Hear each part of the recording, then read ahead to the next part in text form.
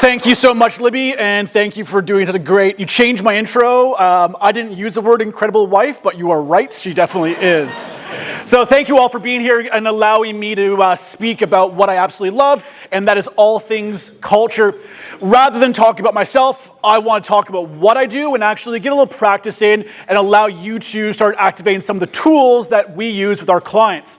So in front of you, not only do you have a little brochure, you've got a little workbook, which is some key sections of some of our executive leadership workshops that we run with clients around the country. And no, those are not matchsticks. They're actually seeds that will grow in an Australian native called the crimson bottlebrush. And if you can guess who designed those little stick packs, you'd be in for a little treat because she's a very talented lady. So as mentioned, my history within culture is a long ongoing experience. I started at a very young age going to summer camps. It's where I first started going and learning about culture and team building. And I've been growing that for many years. My time learning all about things acting, studying acting for many years. Also then outdoor sciences, where I learned that there is actually science to culture.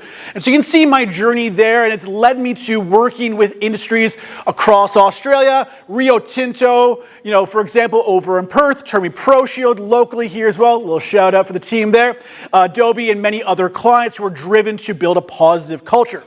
I know firsthand what happens when you have a toxic culture, and I want to ensure no one ever experiences that. As a business, it's financially costly, and for an individual, it can also be very harmful to your mental and physical health. But I'd love to hear from you. What do you think culture is? Shout it out. We don't have time for hands. Yell it out. What happens when you're not around? What happens when you're not around? Love it. What else? The vibe, yes. Values, yes. Anyone else? Good environment, fantastic. Pick it up on the science aspect. Culture is all those things. And one of the key things of culture is there's no good or bad culture. There's only cultures that suit you and suit the environment you create. I thrive in different spaces and other people would not thrive where I do. So it's important to recognize that your culture is a growing creature itself and you need to bring in the right people to support that culture. So culture varies. Now, it's not just business. Our families have a culture.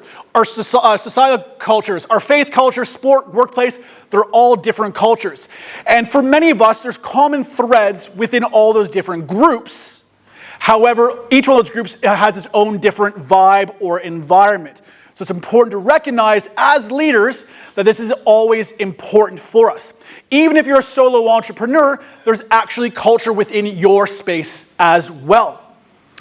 But why does culture matter? Why do I do what I do? It drives performance. When you have great culture, it drives great performance within your team. Boosts retention. Staff retention can cost a company between $65,000 to $75,000 per person they lose in productivity. So if you're cheap and you don't want to lose money, it's a good idea to retain amazing individuals. It also attracts suitable clients. So if you're a solo entrepreneur and say, culture doesn't matter to me, well, it really does. Because if your culture is not aligned correctly, you can be attracting the wrong kind of people to your business, which is only going to diminish your brand value and diminish your return over time. So culture is relevant to absolutely everybody. It protects and sets reputations, impacts customer service. Culture ties into absolutely everything we do. There's no point in investing in safety equipment from Shane if you have a poor safety culture. So it's important to tie in all these things to ensure that your business is healthy and thrives. And it impacts the bottom line. If you don't care about people, fantastic. Care about your bank accounts. By having good culture, it's good for your bottom line. The cost of bad culture. This is what people often overlook. It impacts people's health and well-being. Sick leave, that's costing you money. Mental health leave, costing you money. They're disconnected, low performance. Once again, impacting your bottom line, lack of care and attention, and staff turnover. Bad culture impacts all of these areas. So again, if we don't care about our people, okay, let's at least care about doing the right thing for the business and saving ourselves some money. And if you'd like to see how much money your company is losing, we've actually developed a tool, so you can ask me about that later on, that you can put in your numbers and we'll tell you how much money your business is losing based on your annual staff turnover. Now, the ecology of culture. This is one of our flagship programs we run with executive teams. It's all about the science of what culture is, all about how we can change it. It's all about planting the right people in the right space to grow the proper environment. How am I doing there, my good sir? Fantastic. So, today, I want us to design our own garden, design our culture, all right? Every environment, every team is going to have a different one, so it's not one size fits all. We need to be mindful of what do we refuse to allow to grow in our garden, what values and ethics support our garden, culture. How will you nurture and protect your plants, your people, and what plant person suits the environment you're creating. Again, not everyone suits every environment. We don't see cacti growing out here in Cahaiba because it doesn't fit the environment. Nothing wrong with cacti, it just doesn't belong here, so it's not going to thrive and be healthy. Same thing with our people. We need to get the right people in the right space so that they can be thriving and they can do a better job for us. And we always want to start with the end goal so we can reverse engineer it. So, we're going to build a culture today, and we're going to do this by yelling things out. We don't have time for hands. We're going to pretend that we're creating a sports rehabilitation clinic.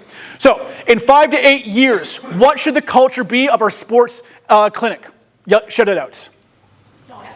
Pardon? Diet. Diet, there we go. What else? Health. What's that, sorry? Active, love it. Supportive. Supportive, fantastic. Leaders, love it. So supportive, active diet, leaders, this is what the culture is going to be. So that's a good idea. So we know what in 5 to 8 years the space is going to be. That is our goal. We are going to hold ourselves accountable to that. Now, what values and ethics do we need to put in place today and hold accountable for the next 5 years so we reach that? What are some of those values? Positivity, love it. What's that, sorry? Learning environments. Trust. Inclusion, fantastic. Now we know the values that we as leaders have to hold ourselves accountable to reach our goal in 5 to 8 years. What are some of the acceptable behaviors we expect to see within our team in that culture in 5 to 8 years? Respect. Proactiveness. Was that right? Proactiveness. Integrity. Genuine care, communication, love it. Now we can already see that a different business might have a different set of values and acceptable behaviors. If we're perhaps in a high pressure, high sales, executive car sale business, some of those values are probably going to be different. So we can already see how cultures are going to shift. What behaviors and values are we going to refuse to accept in this culture? What are we going to refuse to allow in the culture? Laziness. Bullying. Negativity. Anything else? Sorry? Lack of integrity. Fantastic. So we now have what we want, what we're going to promote, and we'll also have what we're not going to allow into our space. Now, how would the team, the people we bring in, how would they like to be rewarded? What are their values? What incentivizes those kind of people that are going to support our growth within our business? Inclusion? Recognition for efforts? Sorry? I said work-life balance. Work-life balance? Patient outcomes. Again, if you're focusing... What's that, sorry? Fun, there we go.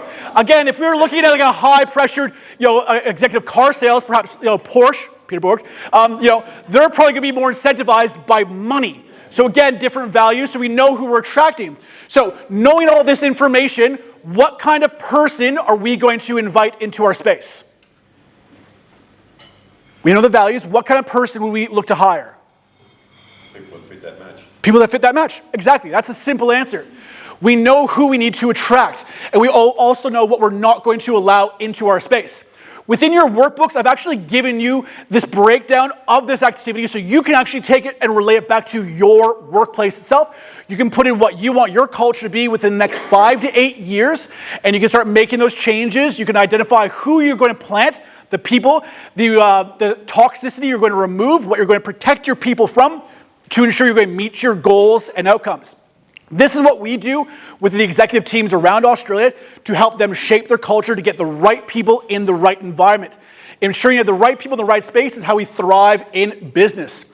The ecology of culture is not every environment suits every person. Grow where you thrive. So as leaders, it's important that we bring in the right people to support our needs to ensure the environment that we're trying to create is going to be healthy and supportive. We bring the wrong person in, they underperform, and they negatively impact the culture. And as leaders, that is our responsibility to address. Thank you so much for your time today. That's me. Very good. Thank you, good sir. My pleasure. Thank you. Thank you very much. And